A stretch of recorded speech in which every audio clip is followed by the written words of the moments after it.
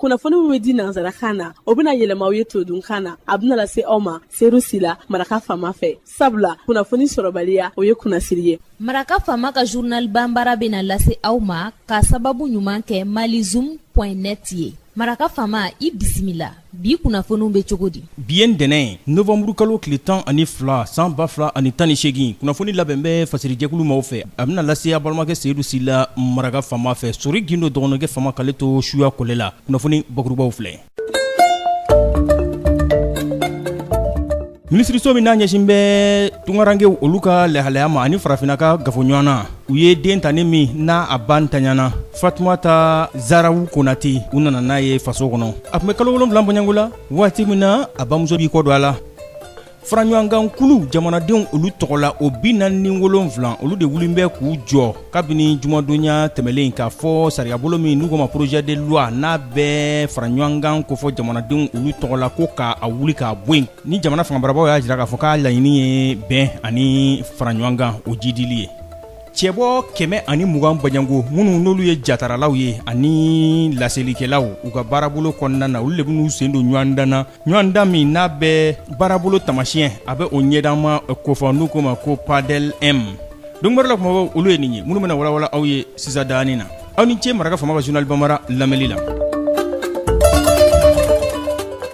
Minisiriso min bɛ n'a ɲɛsin bɛ tungarankew ani farafinna ka fara ɲɔgɔn kan o laɲini ma anw ka jamana kɔnɔna na alamisadonya tɛmɛlen den ta ni min bɛ n'a tɔgɔ ye Fatumata Zarawu Konate n'a a ba ntanyana a ba de tun ye Aminata Jara ye a ba ntanyana tungalata sira de fɛ Sahara kungo o kɔnɔna na Mali ni Aligérie o dancɛ la a kɛra juin kalo san 2018 waatiw o kɛra ka sɔrɔ ba a n'a den tani o b'a bolo a bɛ ka nanzarala a bɛ k'o de doni ko a bɛ k'o ɲɛɲini ba in bɛ sa kuma min na cɛncɛn kan minɔgɔ ni ji fɛ o y'a sɔrɔ a den tani a bɛ kalo 7 de la a b'a nagakɔrɔ ba ntanyana ka den to yen jamana fangabarabaaw wulila u y'u cɛsiri a sera Bamakɔ yan nɔ den tani a tɔgɔ de Fatumata Zarawu Konate ye u sera n'a ye Bamakɔ yan alamisadonya tɛmɛlen a nana voile min fɛ o de AH 5326 Air Algérie Fatumata Zarawu Konate a bisimilara minisiriso o ka ciden fɛ malidenw tɔgɔla minisiriso in o ka chef de cabinet n'o ye Musa Aliyu Kone ye o de y'a bisimila u y'a jira k'a fɔ falatɔ min filɛ nin ye ni a ba y'i kɔ don a la cɛncɛn fuga kan nanzarala ɲinintɔ o sira fɛ ko wulikajɔ kɛra n'a bɛ se ka kɛ n'a ye cogo min na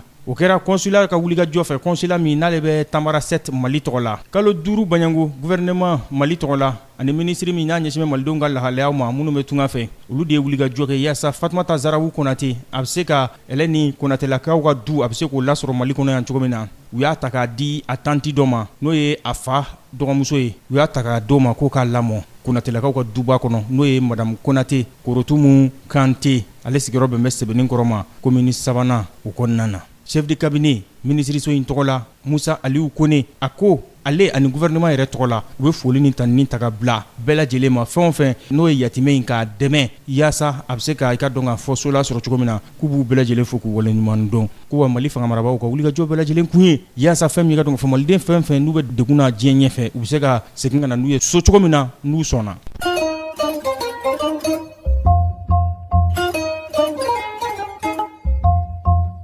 Jamanadenw ka fara ɲɔgɔn kan kulu a 47 bɔɲango olu de wulila ka fara ɲɔgɔn kan u farala ɲɔgɔn kan kabini jumadonya tɛmɛnen u bɛ wulikajɔ la k'a fɔ ko sariyabolo min ni o bɛ sen na k'a fɔ ko bɛna malidenw fara ɲɔgɔn kan n'u ko projet de loi d'entente nationale n'a bɛna bɛn ani fara ɲɔgɔn kan a bɛn'o sabati malidenw ni ɲɔgɔn cɛ gɛlɛya kɔfɛ n'o bangera san 2012 ko ka a projet de loi in ko k'a jɔsi ka bɔ yen jamanadenw ka fara ɲɔgɔn kan tɔn 47 de ka laɲini o ye u ko a sɛbɛn a tomi yɔrɔ 38 na n'o ye article 38 ye ni gouvernement y'a ko sigi sen kan kabini juin kalo waati ka n'a bila août kalo la assemblée nationale o ɲɛkɔrɔ n'olu kan ka u sigi ka kuma ka décembre kalo tile 13 natɔ k'olu ma jɛn ni a ye ko olu tɛ sariyabolo yɛrɛ kɔ dɛ nka ko a bɛna nin fɔ ɲɔgɔn kɔ hakili wasu ɲɔgɔn sɔsɔ ani ɲɔgɔn buruja k'a bɛna n'o de ye k'o de kosɔn k'olu ka laɲini ye nin ye maa y'o kuma sɛbɛntiya u ka tɔn ninnu tɔgɔ la n'o ye Mokhtar Mariko ye n'ale ye association malienne des droits de l'homme AMDH o ɲɛminɛ ye.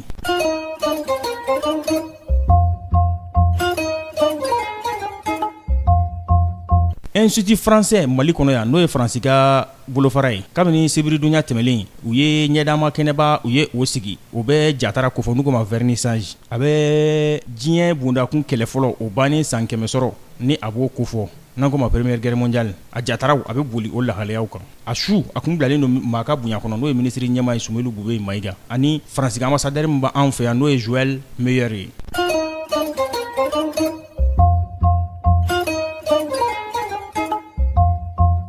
Zimbabwe o ka gouvernement o y'a jira ka galontigiya kunungo k'a fɔ k'ale ka kunnafoni ɲini sira n'o ye service de renseignement ye k'a fɔ k'olu ye wulikajɔ kɛ k'u bɛ tɛgɛ da Ngwara daba belebele dɔ kan n'o ye Nelson Chamisa ye dɔgɔkun kunfori waati k'o kuma in ti tiɲɛ ye dɛ k'u b'a galontigiya.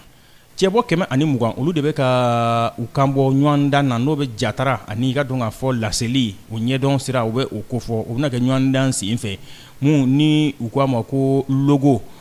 tɛ dɔwɛrɛ ye baarabolo ɲɛdama n'u ko ma projet pour le développement de l'élevage au Mali o tɛ dɔwɛrɛ ye ko ka baarabolo kɛ ɲɛta o bɛ se ka sabati bagan mara la cogo min na Mali kɔnɔ PADLM olu ka jatara ɲɛdama o dilanni u bɛna ɲɔgɔndan kɛ o de la maa min ye ɲɛ sɔrɔ o ko la o ye Amidu Asko Fare ye n'u ko ale ma ko lauréat ale de ye o jɔnjɔn ta o ko kɛra sibiridonya tɛmɛlen a kɛra direction financière et du matériel la DFM ministère de l'élevage et de la pêche a kɛra yen nɔ Dar es Salaam. Ni bɛ dan sigi bi laseliw la min labɛnna fasiri jɛkulu maaw fɛ k'a lase a balimakɛ Seyidu Sila maraka faama fɛ sori gindo dɔgɔnɔkɛ faama k'ale to suya kɔlɛ la ni Ala m'an ka jɔnya jɔ an na sini an na ɲɔgɔn sɔrɔ waati kelen arajo kelen ka kunnafoni kuraw k'olu lase aw ma n'a b'a fɛ ka segin ka maraka faamaw journal Bamara lamɛn a bɛ taa malizoom.net ale sanfɛ www.malizoom.net n'a taar'o sanfɛ a bɛ maraka faama ka jataraw laselibaw a ka kunnafoni tɔw tubabukanama n'a bamanankanama a b'a bɛɛ lajɛlen ye mun tora ne o ye k'aw fo k'aw waleɲuman dɔn anw lamɛnli ani anw filɛli la a k'an bɛn sini ni Ala sɔnna a ma. Maraka faama ka bi journal Bambara lasera aw ma k'a sababu ɲuman kɛ malizoom.net ye.